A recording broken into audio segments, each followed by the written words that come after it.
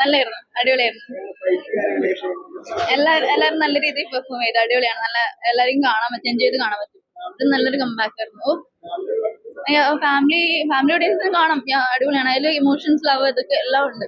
എല്ലാം കൂടെ ഒരു മിക്സഡ് ഇതാണ്.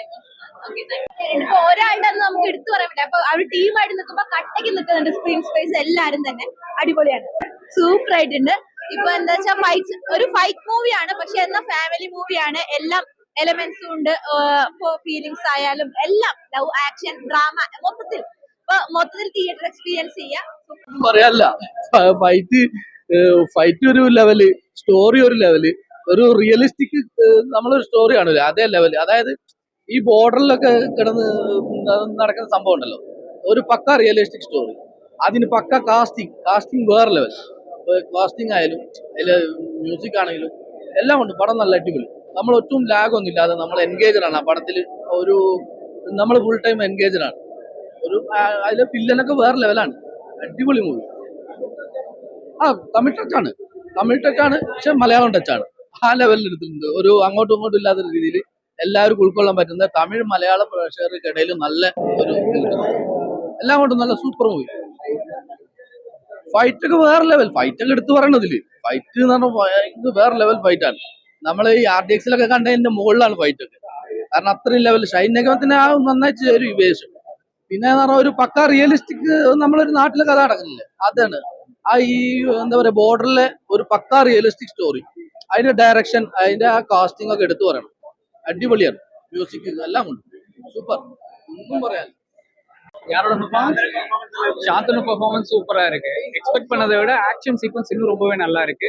இன்னும் ஆக்ஷன் தமிழ்ல பாக்குறதுக்கு வெயிட் பண்ணிட்டு இருக்கேன். மலையாளம்ல பாத்துட்டேன், இப்ப தமிழ்ல போய் திரும்ப பாக்கணும்.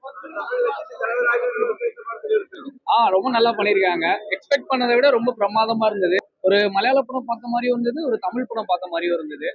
ஸோ ஹாப்பி, பார்த்த வரைக்கும் ஹாப்பி தான். താങ്ക്യൂ. 2 മാസമായിട്ട് പറഞ്ഞാൽ ഇവിടെ ഭയങ്കര പ്രശ്നമുണ്ടാവും. അപ്പൊ ഫൈറ്റ് സൂപ്പറാണ്, ഒരു രക്ഷയില്ല. ഫൈറ്റേഴ്സിന്റെ ഇടയില്ല, അതെല്ലായിടത്തുള്ള. ഓക്കെ, വെറുതെ എന്തിനാണേ വിവാദമൊക്കെ എടുത്തിട്ടാണ്. ഒരു രക്ഷയില്ല. ഈ തിയേറ്ററിൽ തന്നെ ഒന്ന് കാണണം. 6 സിനിമ, ഒരു രക്ഷയില്ല. സൂപ്പർ സിനിമ തന്നെയാണ്. കാരണം RDXന് ശേഷം നല്ലൊരു ത്രില്ലിംഗ് മൂവി. അതിലും സൈനികത്തിന്റെ തിരിച്ചുവരവെന്ന് തന്നെ നമുക്ക് പറയാം മലയാളത്തിൽ. പിന്നെ സത്യൻ ഭാഗ്യരാജ്, പൂർണ്ണമേന്ദ്രയത്ത്, ഇതിലെ കാസ്റ്റിംഗ് ഒക്കെ നല്ല അടിപൊളിയാണ്. പിന്നെ വേറിട്ടൊരു കഥ, നമ്മൾ വിചാരിക്കുന്ന പോലെയുള്ള ഒരു കഥ, മൂവിന്റെ കഥ പോണത്. അതിൽ വേറിട്ടൊരു സിനിമയാണ്. വണ്ടി എല്ലാവർക്കും ഇഷ്ടപ്പെടും. കാരണം എല്ലാ ചേരുവകളും ചേർന്ന്, പാട്ടുണ്ട്, സെന്റിമെന്റ്സ് ഉണ്ട്, റൊമാൻസ് ഉണ്ട്, എല്ലാം കൂടെ ചേർന്നൊരു പടമൊന്നുമല്ല. ആക്ഷൻ, കിടിലൻ ആക്ഷൻ, ഒന്നും പറയാനില്ല. കാരണം അത്രയ്ക്കും നല്ല ആ ആക്ഷൻ സ്റ്റണ്ട് മാസ്റ്ററിന് സമ്മതിക്കണം. കാരണം അത്രയ്ക്കും ത്രില്ലിംഗ് ആയിട്ടുള്ളൊരു സിനിമയാണ് എന്തായാലും. തമിഴ് ടച്ച് ഉണ്ട്. അതിലും കഥാപാത്രങ്ങളൊക്കെ തമിഴ് ടച്ചാണ്. അത് ആ മൂവിയിലാണ്, ആ സ്റ്റോറിയിലാണ് ഈ സിനിമ പോകുന്നത്. കാരണം അതുകൊണ്ടൊരു തമിഴ് ടച്ച് കൂടെ കലർന്നൊരു പടമാണ്. എന്തായാലും സൈനികത്തിന്റെ ഒരു തിരിച്ചുവരവെന്ന് തന്നെ പറയാം. എല്ലാ പ്രേക്ഷകരും RDX സ്വീകരിച്ചതുപോലെ തന്നെ ഈ പടവും സ്വീകരിക്കുന്നതിൽ യാതൊരു സംശയമില്ല.